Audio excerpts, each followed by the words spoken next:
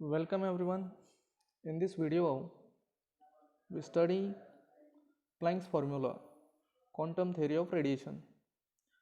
Now, because of failure of certain theories can lead to a fantastic discoveries and concepts in physics.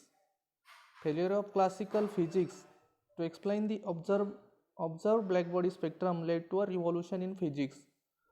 When Max Planck in 19th postulated the discrete nature of radiations. According to the Max Planck radiation is emitted and absorbed in quanta of energy. Einstein extended this postulate by stating that radiation is not only emitted or absorbed in quanta of energy, but it propagates also in this manner. Means Einstein extended this postulate by stating radiation is not only emitted or absorbed in quanta of energy, but it propagates also in this manner. Means radiation is propagates in the form of quanta. A quantum of radiation is called a photon. Quantum of radiation is called a photon. Now look at here. This is diagram for this figure shows equivalence between continuous and discrete picture of radiation. Max Planck postulated that photons are massless bundles of energy. Planck postulated that photons are the massless bundles of energy. They are integral spin, they have integral spin. That means S is equal to 1 for particles, integral spin particles. They move with velocity of light. Photons move with velocity of light, and nu is the frequency of radiations. Nu is the frequency of radiation, and energy epsilon of each photon is proportional to the nu. Energy is proportional to the nu. That means energy is proportional to the frequency of radiation. And for proportionality, to remove that proportionality, he considered a constant. H is the universal constant called Planck's constant. He postulated, or that value of that constant, universal Planck's constant, is 6.67 into 10 raised to minus 34 joule second is the value of Planck's constant. And postulate is E is equal to h nu. That means energy of each photon is proportional to the nu. Nu means the frequency of radiation. That is E is equal to h nu.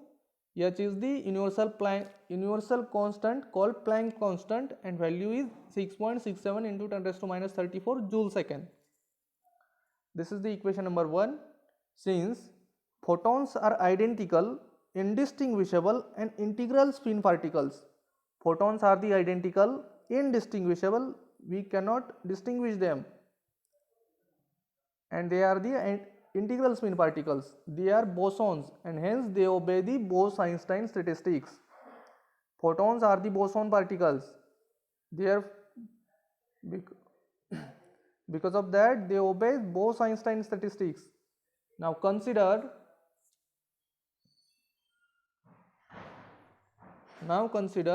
a black body cavity of volume phi filled with radiation and temperature T.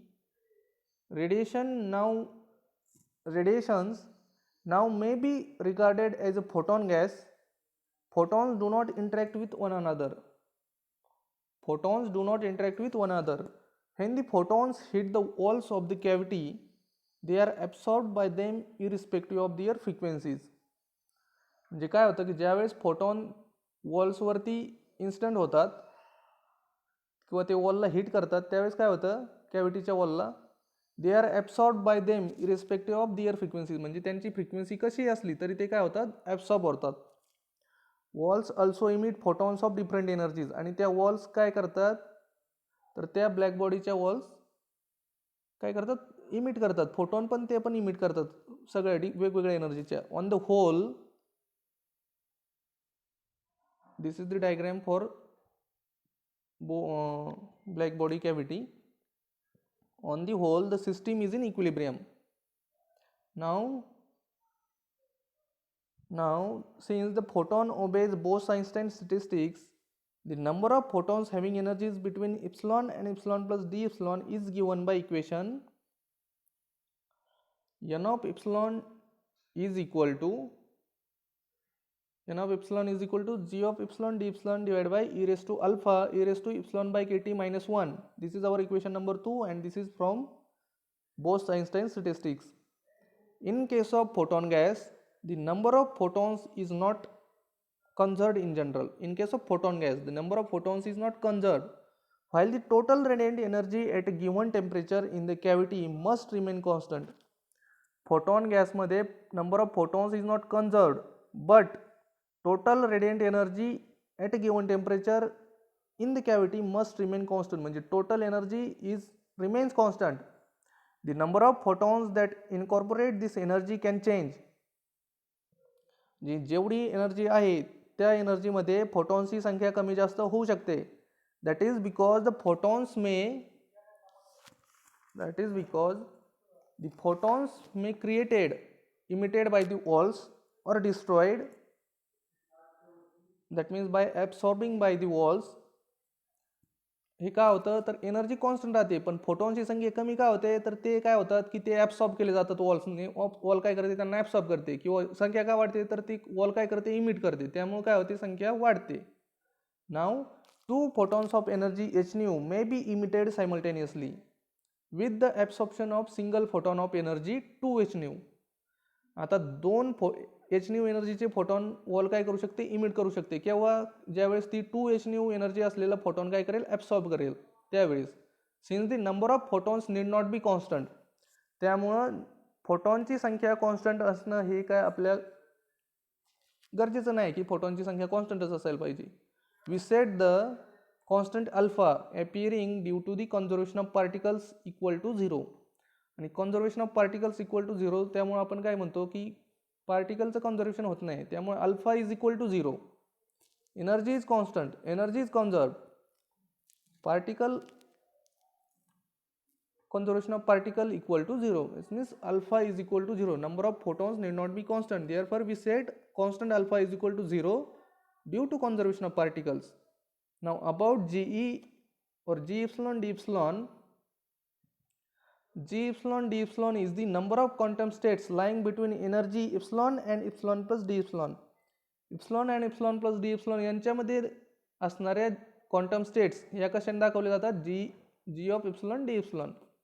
Now, according to the concept of phase space, the number of states lying between momenta p and p plus dp, p and p plus dp in phase space is given by.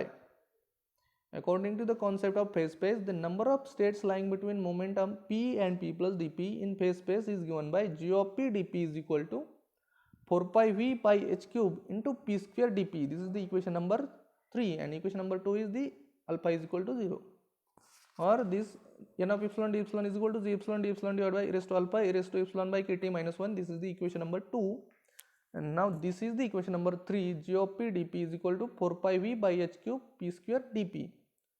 Now the a priori probability that a photon has momentum between p and d of p is twice this number because photons of the same frequency can have two different direction of polarization, circularly clockwise and circularly anti-clockwise.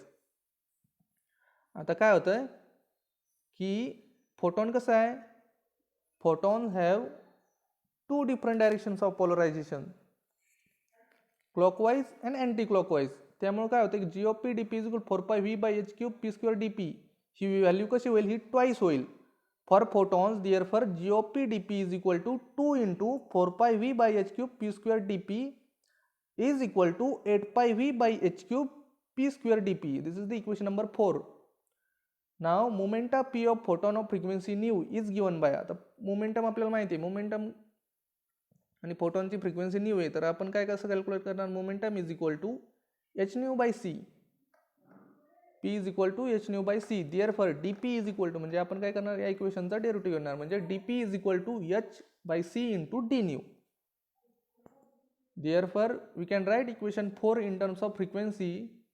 G of nu d nu is equal to 8 pi v by h cube and we can replace that p square by h nu by c and dp by h by c into d nu. So that equation becomes 8 pi v by h cube into h cube by c cube into nu square d nu that h cube get cancel. 8 is equal to 8 pi v by c cube nu square d nu.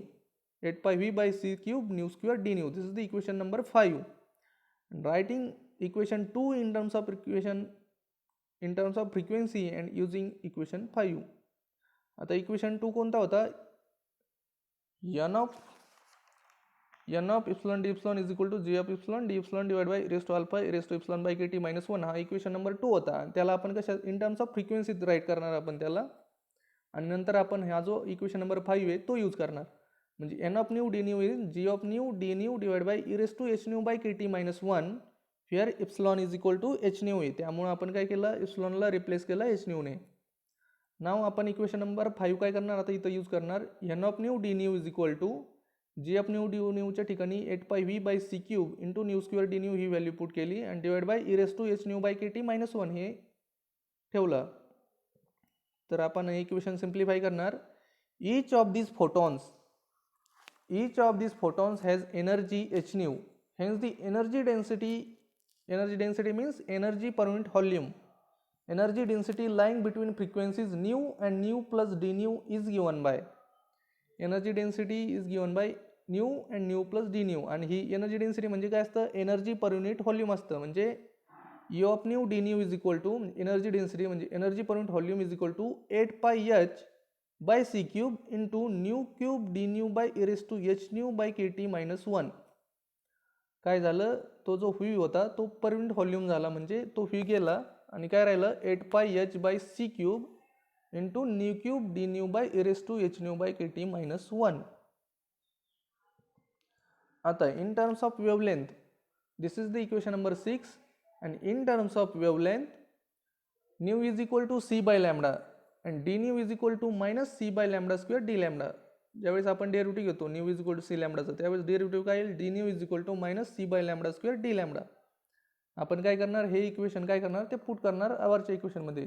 u of lambda d lambda म्हणजे कसा येईल, तो येईल 8 pi ch divide by lambda raise to 5 e raised to ch by lambda kt minus 1 into d lambda. This is the equation number 7 and this equation is called as Planck's radiation formula. This is the Planck's radiation formula. Above equation 6 and 7, both above equations are the Planck's radiation formula. Now conditions, here are some conditions. When nu tends to 0, u of nu also tends to 0. Second is when nu tends to infinity, the time e raised to h nu by kt is very much greater than 1. So u of nu d nu 8 pi h by c cube nu cube e raised to minus h nu by kt d nu. म्हणजे आपण इथं हा -1 होता तो काय करणार, neglect करून टाकला. Therefore nu tends to infinity, u of nu tends to 0 exponentially. u of nu tends to 0 exponentially. ज्यावेळेस फ्रिक्वेन्सी टेन्स टू इन्फिनिटी असते त्यावेळेस हे जे यू ऑफ न्यू असतो म्हणजे एनर्जी डेन्सिटी पर युनिट व्हॉल्यूम तो काय होतो, तो टेन्स टू 0 होतो, पण एक्सपोनेन्शियली तो टेन्स टू 0 होतो. Now deduction from Planck's formulas. आता आपण प्लँक्स फॉर्म्युल्यावरून काय काय केलं आहे, प्लँक्स रेडिएशन फॉर्म्युल्यावरून रेले जीन्स लॉ फाइंड केलं आहे, त्यानंतर वाइन्स डिस्प्लेसमेंट लॉ आहे, नंतर स्टीफन्स लॉ आहे. तर आता रिले जीन्स लॉ कसा आहे, तो we prove Rayleigh Jeans law by classical physics and we saw that it agrees with the experiment for low values of frequencies. आता आपण रिले जीन्स लॉ पाहिलाय, फाइंड केलाय कशाने, क्लासिकल फिजिक्सने. आणि आपण काय केलंय की आपण एक्सपेरिमेंटल व्हॅल्यू आणि थेरटिकल व्हॅल्यू कॅल्क्युलेट केले. त्यावरून आपल्याला काय लक्षात आलं की that law obeys or valid only for low value of frequencies, since Planck's formula exactly agrees with the experiment and it should reduce to Rayleigh Jean's law in the limit of frequencies tending to 0. ज्यावेळेस frequency tending to 0 होते त्यावेळेस Planck's law काय होतो, Rayleigh Jean's law follow करतो. म्हणजे Planck's law tends to Rayleigh Jean's law when at frequency tends to 0. Now Planck's radiation formula is, आता आपल्याला माहिती आहे प्लँक्स रेडिएशन फॉर्म्युला काय आहे, U of nu D nu is equal to 8 pi H by C cube nu cube D nu divided by e raised to h nu by kt minus 1. This is the Planck's radiation formula. And now when nu tends to 0, ज्यावेळेस new tends to 0 होईल त्यावेळेस काय होईल, H nu by K T is very small. म्हणजे ज्यावेळेस frequency खूप कमी होईल त्यावेळेस H nu by K T ही जी टर्म आहे ती कशी होईल, ती टर्म खूप स्मॉल असेल, is very small. So E raise to H nu by K T minus 1 is nearly equal to H nu by K T. E raise to H nu by K T minus 1 is nearly equal to H nu by K T. म्हणजे कधी होईल, पण ते ज्यावेळेस new tends to 0 असेल त्यावेळेस काय होईल, H nu by K T that terms is very small. So E raise to H nu by K T minus 1 is nearly equal to H nu by K T. And now आपल्याला माहिती आहे E raise to हे कसं होतं, E raise to X is equal to काय असतं, 1 plus X square by 2 factorial plus so on.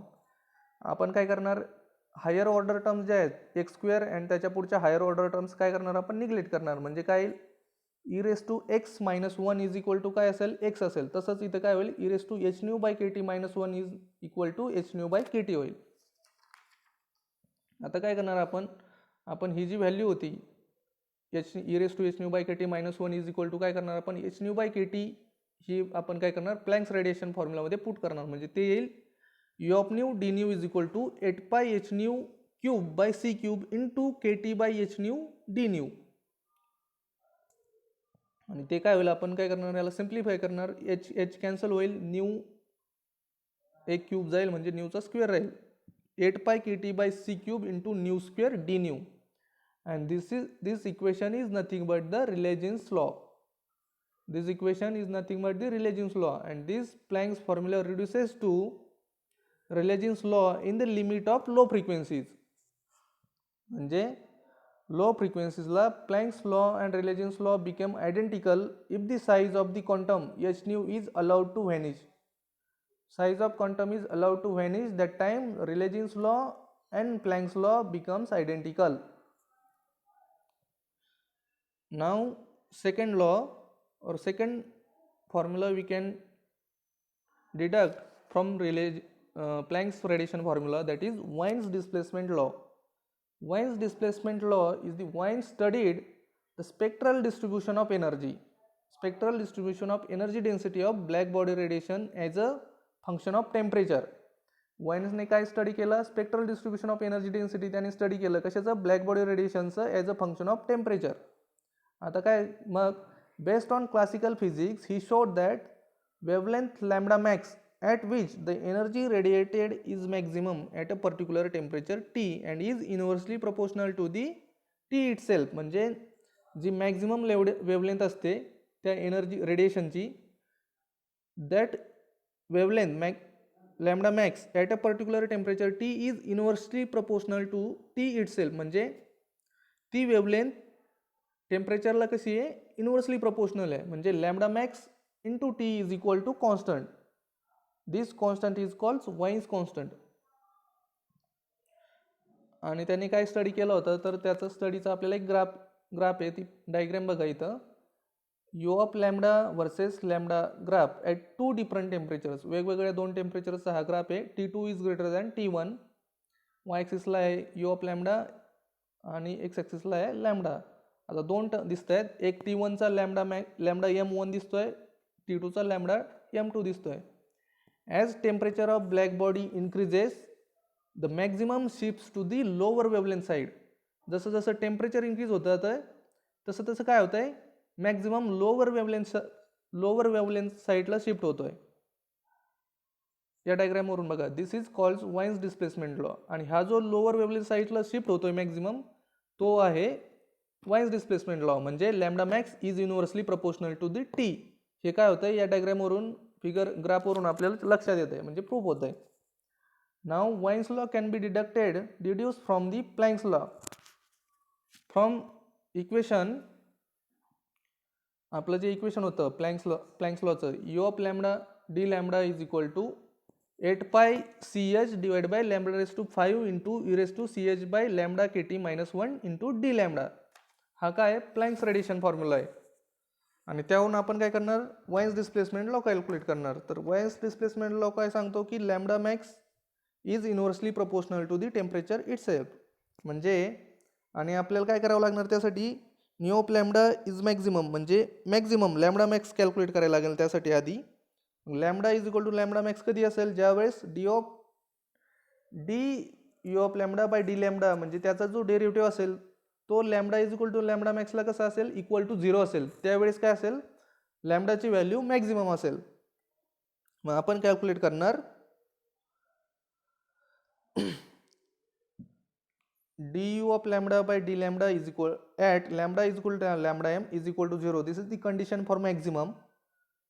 Therefore आपण काय करणार, डेरिव्हेटिव्ह घेणार u of lambda d lambda चा आपण डेरिव्हेटिव्ह घेणार विथ रिस्पेक्ट टू लॅम्बडा, म्हणजे तो येईल 8 पाय ch इंटू, आता हे ब्रॅकेटमध्ये जो डेरिव्हेटिव्ह घेतलाय तो प्रोडक्ट रूल वापरून घेतलाय,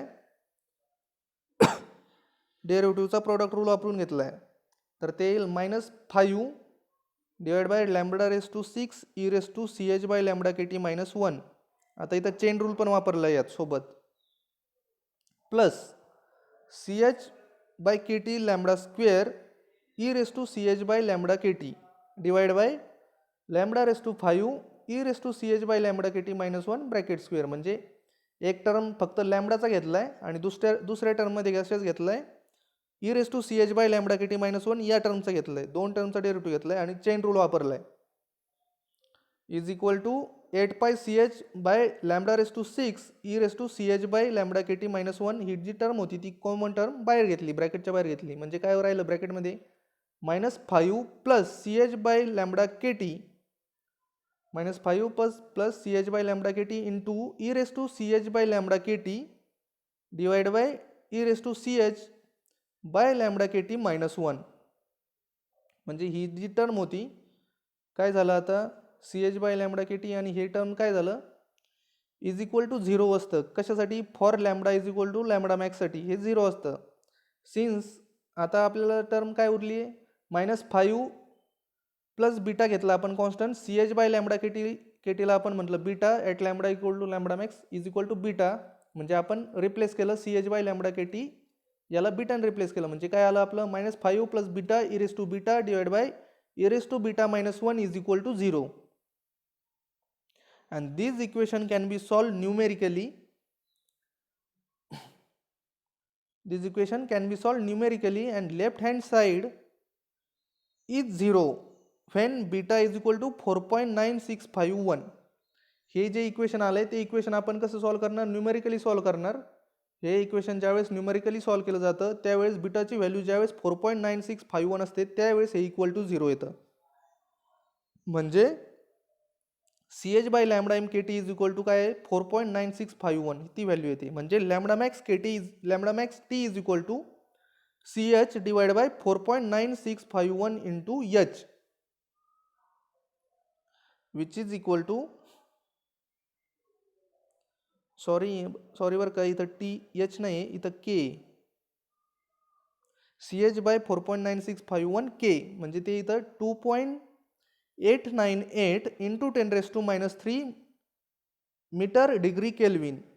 lambda max T is equal to 2.898 into 10⁻³ metre degree kelvin. And this is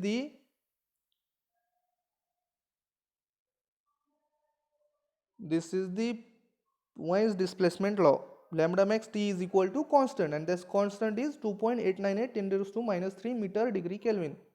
And hence if temperature increases the maximum of spectral energy distribution curve of black body radiation shifts to lower wavelength side. हे या equation वरून पण आपण सांगू शकतो की जसं जसं टेम्परेचर इन्क्रीज होईल तसं मॅक्झिमम वेवलेंथ काय होईल, लोअर वेवलेंथ साईडला शिफ्ट होईल. मॅक्झिमम कुठं होईल, लोअर वेवलेंथ साईडला शिफ्ट होईल स्पेक्ट्रल एनर्जी डिस्ट्रीब्यूशन कर्व मध्ये. आता नेक्स्ट जो आहे हे झालं Wien's displacement law. आता deduction of Stefan's law from the Planck's radiation formula.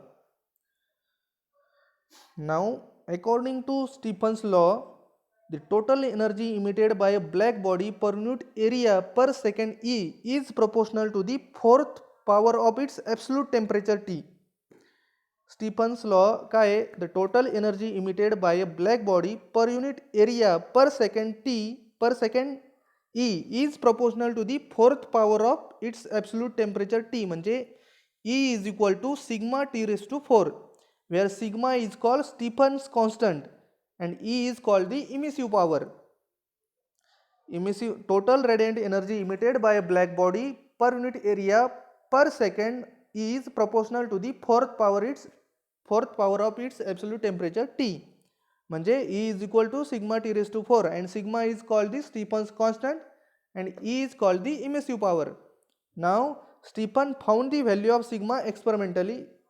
स्टीफन्सने experiment करून काय केली, त्या कॉन्स्टंटची व्हॅल्यू फाउंड केली आणि ती व्हॅल्यू काय 5.67 into 10⁻⁸ joule per metre square per second and per kelvin raise to 4. म्हणजे joule metre raise to -2 second raise to -1 kelvin raise to -4. इथं केल्विन रेस टू -4 आहे या इक्वेशनमध्ये. केल्विन रेस टू -4 आहे, असं केल्विन रेस टू -4 आहे, इथं kelvin raise to +4 झालाय, तो करेक्शन करून घ्या, लक्षात ठेवा हे करेक्शन. त्यानंतर it can also be prove that E is related to the energy density U of diffuse radiation radiated by a body by the formula. म्हणजे त्याने काय प्रूव्ह केलं, E is related to the energy density U of diffuse radiation radiated by the formula E is equal to C/4U. याला दिले equation number 1 where C is the velocity of radiation. Now Stephen's law can be deduced from the Planck's law. According to the Planck's law, U of nu d nu is equal to 8 pi h by c cube into nu cube d nu divided by e raised to h nu by kt minus 1. This is the Planck's law. हा काय, हा Planck's law आहे आणि याच्यावरून काय करणार आपण, Stephen's law deduce करणार. This is the energy density of radiation having frequencies between nu and nu plus d nu. Hence the total energy density of all wavelengths in black body enclosure will be given by U. आता ही काय, energy density of radiation आहे having frequencies between nu and nu plus D nu. आता आपल्याला काय करायचं, total energy density of all wavelength find करायची. Total energy density of all wavelength in black body enclosure will be given by U is equal to integration from 0 to infinity U of nu d nu. U of nu d nu चं integration करायचं. कुठून कसं करायचं, total energy density पाहिजे ना, म्हणजे from 0 to infinity. आता U of nu d nu म्हणजे आपला प्लँक्स रेडिएशन फॉर्म्युला तो येईल 8 pi h by c cube into nu cube D nu by e raise to H nu by K T -1. पण 8 pi h by c cube ही term काय constant आहे, म्हणून ती काय केली आपण कॉन्स्टंटच्या इंटिग्रेशनच्या बाहेर घेतली आणि इंटिग्रेशनच्या आतमध्ये राहिलं nu cube D nu by e raise to H nu by K T -1. आता consider let H nu by K T is equal to X. आपण काय सबस्टिट्यूट केलं, H nu by K T is equal to X केलं, म्हणजे nu is equal to काय K T into X by H. त्याहून आपण काय करणार, D nu is equal to K T by H into D x. आपण हे काय करणार, या इक्वेशन मध्ये पुट करणार, म्हणजे ते इक्वेशन मध्ये पुट केल्यावर ते इक्वेशन येईल 8 pi h by c cube into kt by h bracket raised to 4 into in integration of x cube dx by e raised to x minus 1 from 0 to infinity. आता हे काय, हे definite integral आहे x cube by dx e raised to x minus 1. हे काय definite integral आहे आणि याची व्हॅल्यू आहे pi raised to 4/15. ही याची डेफिनेट इंटिग्रलची व्हॅल्यू आहे त्या, आणि ती आपण डायरेक्ट घेणार आहे कारण ते फॉर्म्युले मी तुम्हाला आधीच्या काही एखाद्या व्हिडिओमध्ये बघा मी तुम्हाला शिकवलेलं आहे. त्यावरून ती व्हॅल्यू डायरेक्ट घेतली आपण 8 pi k raised to 4 t raised to 4 by c cube h cube into pi raised to 4/15. म्हणजे आलं u इज इक्वल टू आला टोटल रेडिएटेड एनर्जी आलं u is equal to 8 pi raised to 5 k raised to 4/15 c cube h cube into t raised to 4. This is the equation number 4 and this is the Stephen's law. U is equal to a t raised to 4 where a is the constant and a is equal to 8 pi raised to 5 k raised to 4/15 c cube h cube.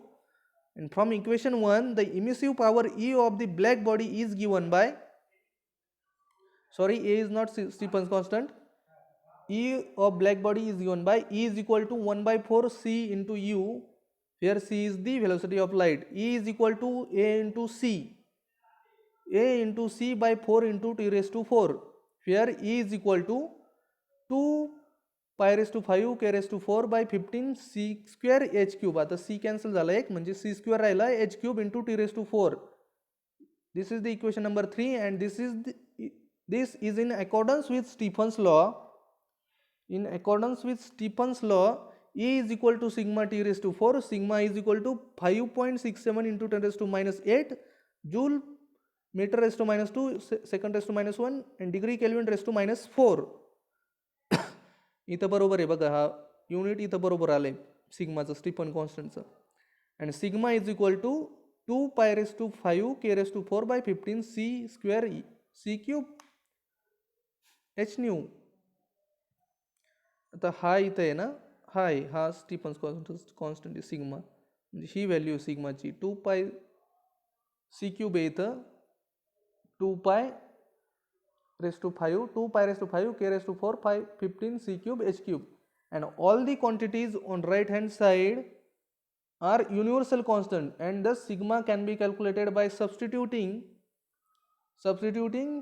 their values in this equation. Sigma is equal to 2 pi raised to 5 k raised to 4 by 15 c cube h cube. या सगळ्या ज्या right hand साईडच्या values आहेत, म्हणजे या ज्या सगळ्या values येतात या कशा येतात, कॉन्स्टंट येतात, आणि या व्हॅल्यू पुट केल्या येतात आपल्याला सिग्माची व्हॅल्यू भेटते. It turns out to be agreement with the experimental value, म्हणजे आणि ती व्हॅल्यू काय भेटते, एक्सपेरिमेंटल व्हॅल्यू भेटते. आता इथपर्यंत संपला आपला प्लँक्स रेडिएशन फॉर्म्युला संपला. त्याचे तीन आपण कॅल्क्युलेट केले, काय डिड्यूस केले प्लँक्स रेडिएशन फॉर्म्युल्यातून, Rayleigh Jeans law, Wien's displacement law and Stefan's law. आता नेक्स्ट व्हिडिओमध्ये काय बघणार आहे आपण, फर्मी डिरॅक स्टॅटिस्टिक्स बघणार आहोत नेक्स्ट व्हिडिओमध्ये, आणि नंतर एक कंपॅरिझन बघणार आपण Maxwell Boltzmann, Bose Einstein and Fermi Dirac. या व्हिडिओमध्ये आपण इथेच थांबू. Thank you so much. लायब्ररी आपण आपल्या कॉलेजची लायब्ररी ओपन झालेली आहे. लायब्ररीतून येऊन लायब्ररी कार्ड काढून पुस्तकं घेऊन जा. Thank you so much.